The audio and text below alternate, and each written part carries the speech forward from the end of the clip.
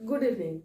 आज हम लोग पढ़ेंगे वर्ग 8 विषय अतीत से वर्तमान अध्याय 12 राष्ट्रीय आंदोलन 1885 से 1947 का अगला भाग, जिसमें हम लोग को देखना है कि अंतिम चरण में क्या हुआ है।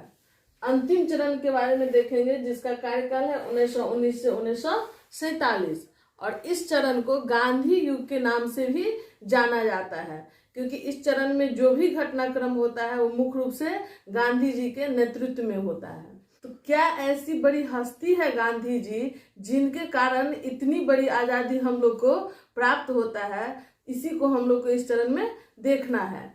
तो गांधी जी के बारे में पहले प्रारंभिक जीवन हम लोग देख लेते हैं। तो गांधी जी का पूरा नाम है मोहनदास करमचंद गांधी और इनका जन्म 2 अक्टूबर 1869 को पोरबंदर में होता है। पोरबंदर कहाँ पे है? तो पोरबंदर एक जिला है जो गुजरात में है वर्तमान में। उनके पिता का नाम रहता है करमचंद गांधी और वो पेशा से दीवान होते हैं। वो 3 रियासत का दीवान होते हैं, पोरबंदर, राजकोट, बांकानेर। तो 3 रियासत का दीवान के पास आप समझ सकते हैं कि कितना ज्यादा संपत्ति होगा। पोरबंदर रियासत, राजकोट रियासत और बांकानेर रियासत, ये तीनों रियासत के वो दीवान होते हैं। उनकी माता का नाम पुतली बाई है जो हाउसवाइफ होती है, घरेलू काम करती हैं, लेकिन वो धार्मिक विचारधारा की होती हैं। इनका भी प्रभाव गांधी जी पे होता है। उनकी शादी 1881 ईस्वी में कस्तूरबा गांधी के साथ होता है, जिस समय वो मात्र 12 वर्ष के अवस्था के थे। तो 12 वर्ष की अवस्था में गांधी जी की शादी हो जाती है। प्रारंभिक शिक्षा उनका पोरबंदर से होता है।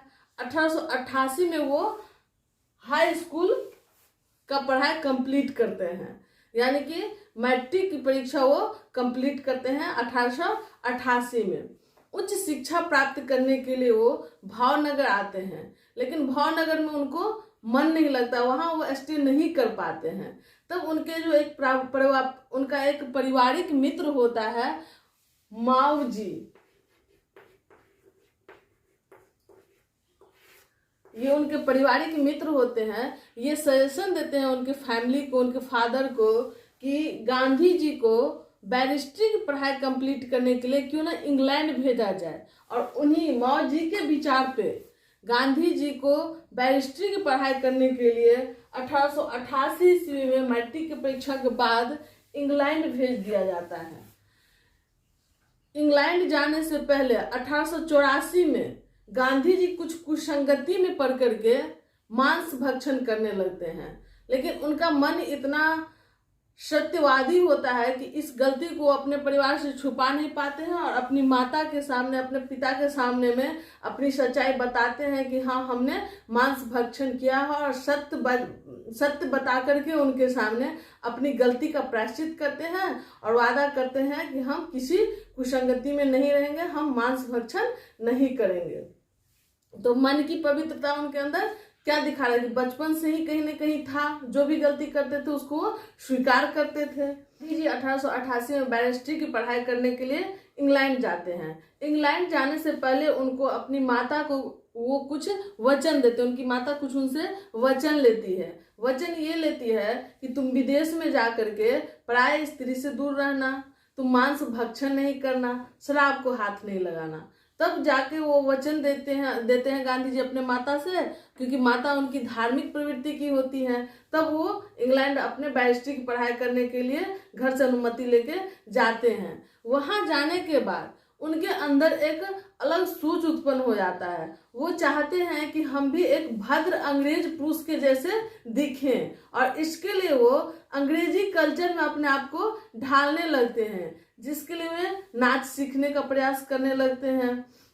जो अंग्रेजी डांस होता है तो बियर बार में जाना उन पसंद करने लगते हैं। अब बियर बार में जाएंगे तो शराब तो पिएंगे ही, महिलाओं के साथ डांस करेंगे ही, मांस भक्षण भी करना फिर से शुरू करते हैं। लेकिन इन सभी कल्चर को देखते हुए उनसे एडजस्ट नहीं हो पाता है। 3 महीना वो अथक प्रयास करते हैं कि हम इस सब कल्चर को अपनाएं, अंग्रेजी तौर तरीका में जिए अच्छे से, लेकिन उनसे नहीं होता है।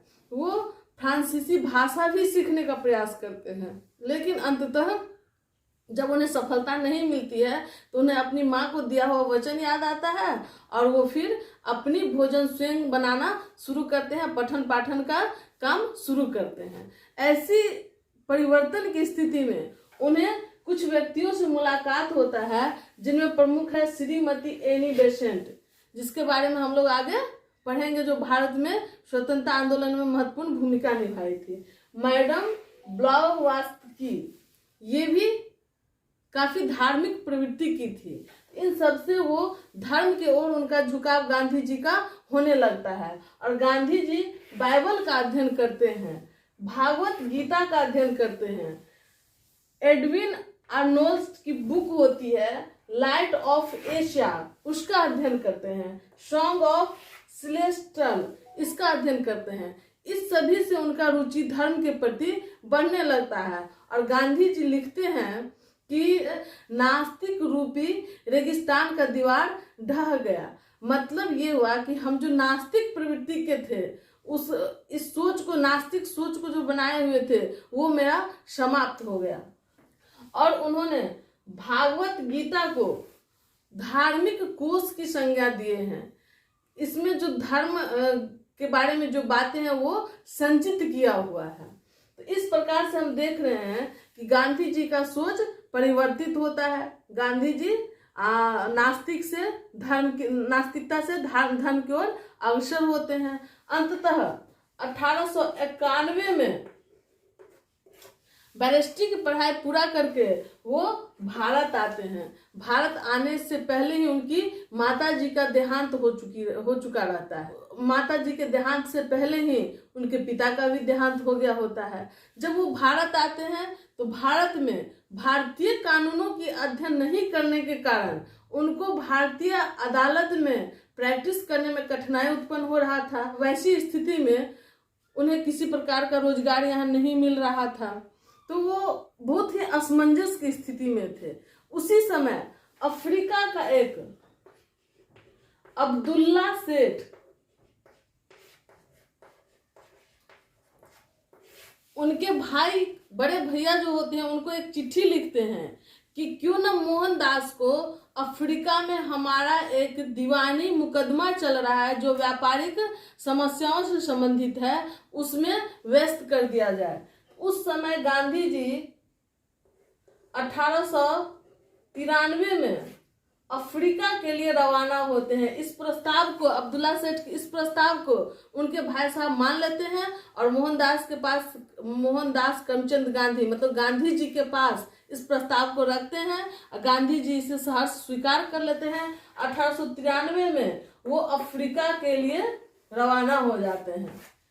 डरबन बंदरगाह पे पहुंचते हैं 1893 में और उनका स्वागत अब्दुल्ला सेठ के द्वारा किया जाता है। इस प्रकार से वो अपना मुख्य रूप से पेशा अफ्रीका में जाकर के शुरू करते हैं। लेकिन अफ्रीका में 1893 में जब गांधी जी अफ्रीका पहुंचते हैं तो वहां 1893 में ही उनके साथ एक घटना घटती है। पीटर मारिट्सबर्ग रेलवे स्टेशन पर उन्हें प्रथम श्रेणी में सफर करने के लिए टिकट रहते हुए काले और गोरे रंग के आधार पर इन्हें काला बता करके उस रेलवे स्टेशन पे इन्हें ट्रेन से नीचे फेंक दिया जाता है। ये वहां अपना सामान सब समेटते हैं, फिर अपना चले जाते हैं आगे और अपने भारतीय मित्र जो अफ्रीका में इनका होता है उनसे इस घटना का जिक्र करते हैं कि हमारे साथ ऐसी ऐसी घटना पीटर मारिट्सबर्ग रेलवे स्टेशन पे हुआ है। तो वो लोग कुछ ज्यादा आश्चर्यचकित नहीं हुए, उनके साथ उनको लगा कि ये तो नॉर्मल सी घटना है,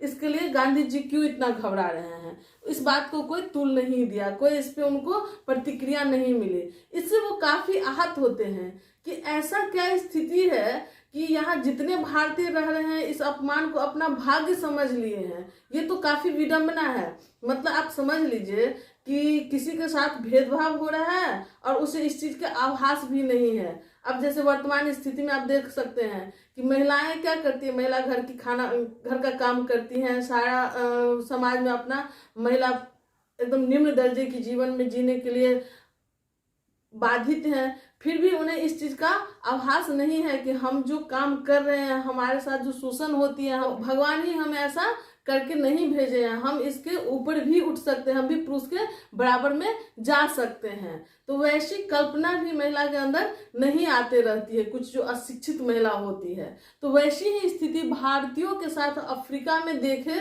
गांधी जी, जो भारतीयों के साथ भेदभाव हो रहा है लेकिन उससे इस बात का आभास भी नहीं है।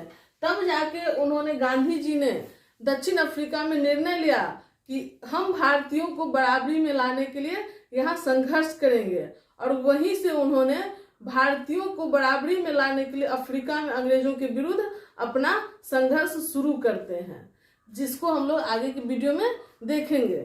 धन्यवाद।